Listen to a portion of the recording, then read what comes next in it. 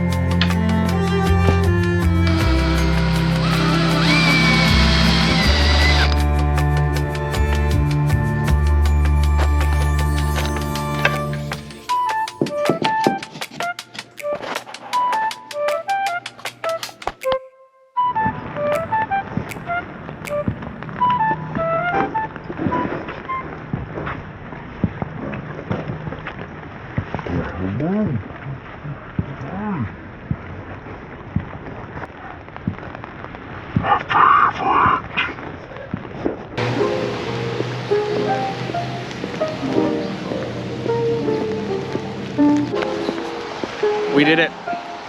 We installed an AC unit and we hung up and assembled a cat shelf. How exciting. So hopefully you learned something. Maybe you saw something you haven't seen before. Pretty nice. Look at that. Spring has sprung. And then we also have quite a beautiful building. I always enjoy the peacefulness of a graveyard. Something about it is enjoyable in a way. I don't know. Anyway, so let's keep on trucking. If I see anything else, I'll share it. If not, we will see you in the next one. Look at this.